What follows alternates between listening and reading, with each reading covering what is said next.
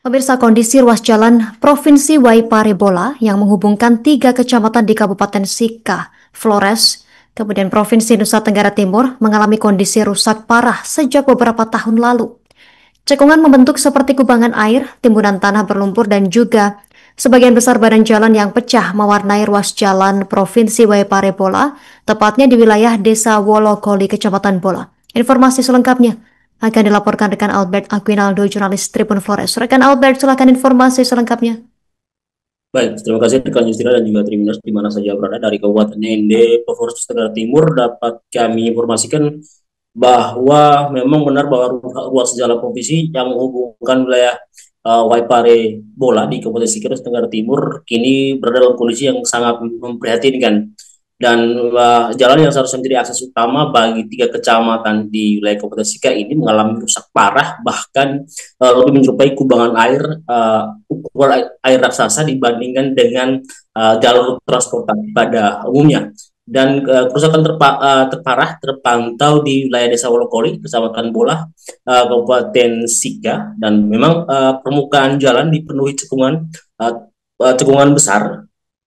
yang dipenuhi seperti kolam dan setidaknya ada 6 titik kubangan besar yang mengancam keselamatan para pengguna jalan khususnya pengendara roda 2 yang harus ekstra hati-hati ketika melintas di ruas jalan ini mengingat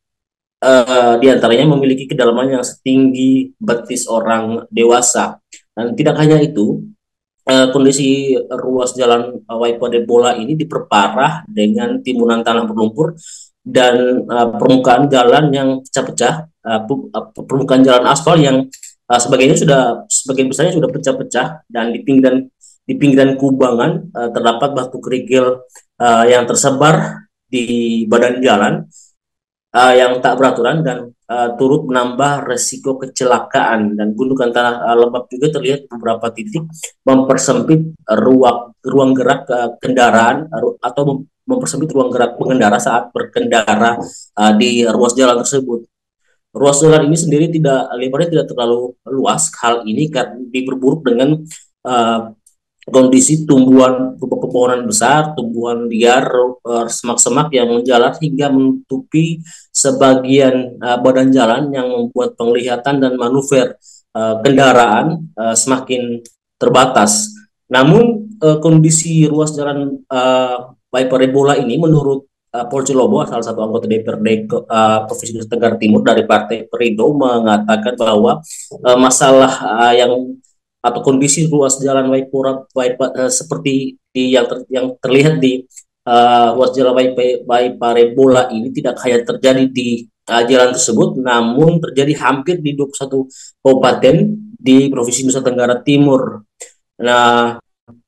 namun dia juga mengatakan bahwa salah satu penyebab lambannya pengenangan infrastruktur jalan khususnya yang berstatus dalam provinsi di 21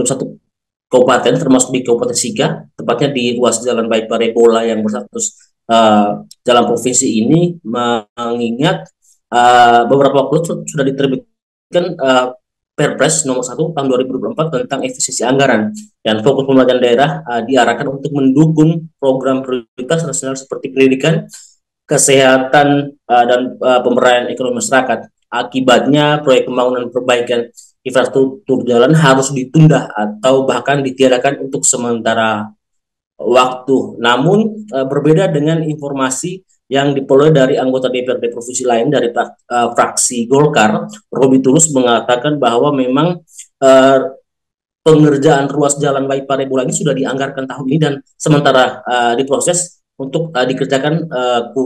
paling lambat pada tahun ini dan